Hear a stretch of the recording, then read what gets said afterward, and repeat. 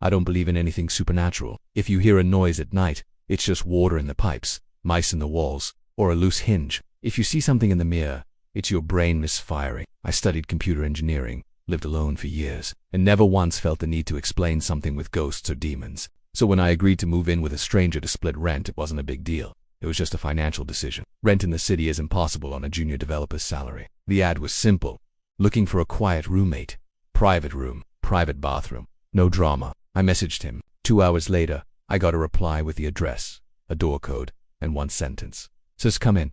I don't lock my room. That was the first strange thing, but not alarming. The apartment was on the 6th floor of an old concrete building that smelled like mold and old oil. My room was clean. Small bed, wooden wardrobe, a desk under a tiny window facing another building's rooftop.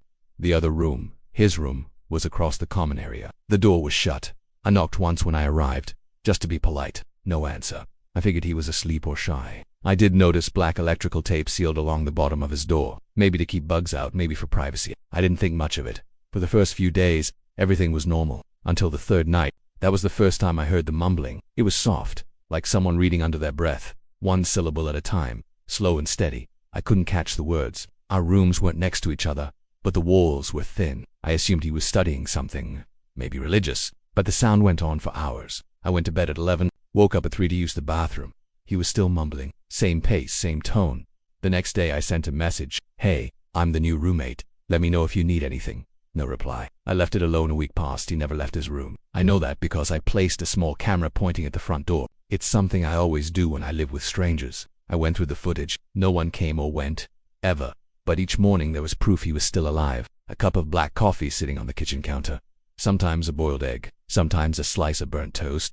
No sounds of footsteps. No sounds of water running. The coffee just appeared. Always in the same white mug. Always placed carefully in the same spot. I was living with a ghost that drank caffeine. I'm not the paranoid type, but I am logical. I needed to understand. I messaged again. What do you do for work? Do you have a specific schedule? No answer, I added. Just want to make sure you're okay. If you prefer not to talk, that's fine. That night there was a note on the kitchen table. I'm fine. Just need silence. Nothing else. I turned it over and saw faint handwriting on the back in a different pen.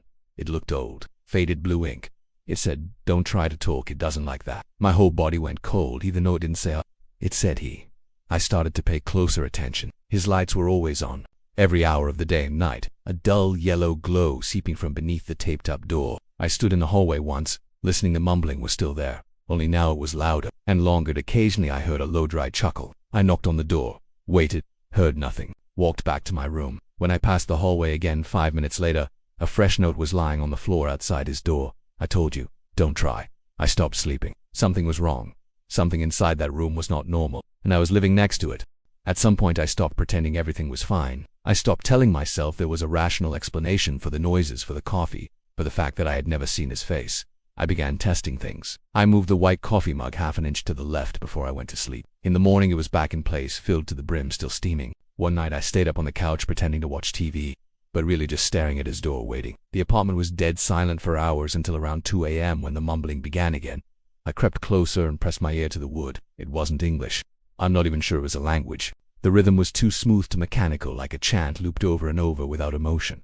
I wanted to record it. I set my phone by the door, left it there overnight, then listened to the file. The next morning there was nothing. Just silence. Dead silence for 6 hours. Not even the hum of the refrigerator in the background. I checked the times. The file started at 2 a.m. and ended at 8, but no sound. That didn't make sense. I double-checked with another recording app the next night. Same result. Nothing, but I knew I heard it with my own ears. One morning the tape under his door looked different. Wrinkled, like it had been removed and reattached. I knelt down to look closer. The glue was fresh, still tacky to the touch. I noticed a faint smell coming through the bottom of the door, something sharp and metallic like rust or blood. I got sick to my stomach and knocked again, this time harder. No response. I said out loud that I was calling the landlord, that if he didn't answer I'd have to check if he was okay. The moment I turned away I heard a sound behind the door, not a voice, not footsteps, something soft like a cloth dragging across wood. I looked back and saw a shadow under the door. Then a note slid out slowly like it was being pushed by one finger. I picked it up. It said in shaky handwriting, this is not your room. This is not your place. You're the guest. Accept it. My hands were shaking. I didn't know what to do. I couldn't leave. I had paid the deposit. I had nowhere else to go. I called the number on the lease but no one picked up. The voicemail was full. I searched public records for the building's owner. Nothing. The leasing site I used was gone, like it never existed. I even tried contacting the tenants in the apartment across the hall. An old woman answered. When I asked her about my roommate, she gave me a strange look. That unit's been empty for years, she said. I clarified. No, the unit's occupied. I live there with someone. Her face went pale. No, she whispered. That unit hasn't had a second tenant since the last one disappeared. That's why they sealed it. My mouth went dry. I thanked her and left, but she grabbed my wrist before I walked away. If you hear him talking, she said, don't answer. Just pretend you're asleep. That night, I bolted my door shut and left all the lights on. I lay in bed staring at the ceiling, listening to the mumbling rise and fall. But now it was different. Now it was closer, louder, and I swear to God I heard him say my name. I started sleeping during the day because nighttime was unbearable. The mumbling never stopped and I couldn't keep pretending it wasn't real. My body was breaking down. I lost weight. My skin looked gray in the mirror.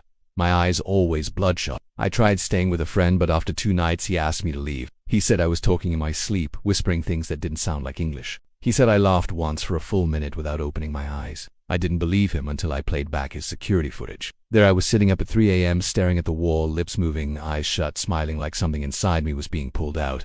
I had to go back to the apartment. I couldn't explain why. I told myself it was because I needed answers, because I hated unfinished puzzles, but deep down I knew I was being pulled. Not forced. Drawn up a lock from my bedroom door. I installed a second camera aimed at the hallway this time. I stopped drinking water after 6 p.m. so I wouldn't have to leave my room at night. Still, I felt something changing. I began waking up with dirt on my feet. Once I found a single strand of black thread wrapped around my index finger. So tight it left a mark. One night the power went out, not just in the apartment, the entire floor. I opened my eyes to total darkness and silence, but not real silence. The kind of silence that makes your eardrums feel like they're about to burst. I sat up and checked my phone. No signal, no Wi-Fi. I reached for my flashlight and froze. There was something outside my door. Not footsteps, breathing, shallow, ragged, like someone holding back a scream. I stood there holding my breath, waiting for it to move. Minutes passed. Then the doorknob began to turn. Slowly, carefully. I had locked it, but still, I grabbed a chair and jammed it under the handle. The metal clicked as it strained. Then silence. Then a whisper from the other side of the door. Not mumbling this time, a full sentence. Let me show you your real room. I didn't move. I couldn't. My body refused to respond. I just stood there, heart hammering, blood roaring in my ears. Then everything stopped. The hallway light flicked back on. My phone buzzed. Power restored. I opened the camera app and checked the hallway feed. Nothing empty, but on the floor in front of my door was another note. I rewound the footage. No one put it there. It just appeared between frames like it had always existed. I picked it up with gloves on this time. The handwriting was mine. I stared at the note in my hand, unable to breathe. It was my handwriting, no doubt about it. The loops, the slant, the way I crossed my T's, all identical. But I had never written those words. I checked the desk where I kept my journal and found a page missing, ripped out cleanly. That night I didn't sleep. I sat in the corner of my room with every light on, both locks engaged, camera feed open on my phone, volume maxed. At exactly 2 a.m., the mumbling returned, but now it was louder than ever, not like a whisper, but like someone reciting directly into my ear. Even though the door was closed and locked, I put in earbuds, played loud white noise. But I could still hear it under the sound, like it was inside my skull. I started saying things out loud, not to him but to myself, anything to drown it out, reciting math problems, lyrics, random thoughts, but it didn't help. My voice cracked, my throat dried out, and still the mumbling went on. Then suddenly it stopped. Silence. The kind of silence that feels like pressure. I looked at my phone. The hallway camera was offline. Black screen. I tried to refresh, but the app crashed. Then my bedroom lights blinked once, twice, then everything went out. I was frozen in pitch darkness when I heard the door to his room open. It was slow, deliberate, wood creaking against the floor. Then nothing, just air. I couldn't hear footsteps, only the feeling that something was standing just beyond my door. I moved to grab my phone, but it lit up on its own screen, glowing with one sentence. You should have stayed asleep. The door handle began to turn again. No knocking, no warning. And I didn't try to stop it this time. I just stood there paralyzed as the door creaked open, but nothing entered. There was no one there. Just an empty hallway. And on the floor at my feet, another note, written in the same hand as before. This is your room now. I stepped into the hallway and turned to look at his door. It was open for the first time since I moved in. The light inside flickered faint and yellow. I approached slowly, every part of me screaming to turn back. Inside the room was nothing. No furniture, no bed, no desk. Just walls covered in writing floor to ceiling. All the same phrase over and over in hundreds of overlapping layers. Welcome back, welcome back, welcome back. In the center of the room sat the white coffee mug, steaming as if freshly poured. My phone buzzed. One new message from an unknown number. It said, only one of us can leave. I turned to run, but the hallway stretched longer than before, like it was shifting. Every step I took echoed into silence. I made it back to my room, slammed the door and turned the lock, but I knew it was pointless. Something had already changed. The next morning I woke up on the floor covered in dust. The door to his room was closed, again taped at the bottom. The mug was gone. My camera feed was normal. No glitches. Everything looked the same. But it wasn't. I tried to move out that day, but the landlord still didn't exist. My emails bounced. The building had no record of my name. The neighbors said no one lived in my unit. I called my parents and they asked why I hadn't spoken to them in months. I told them it had only been 3 weeks. They said they saw my face on a missing person flyer. I don't think I live here anymore. I think I live in that room. And sometimes at night I hear footsteps outside my door and a soft voice asking, "Let me in." I think I'm the one who never leaves now.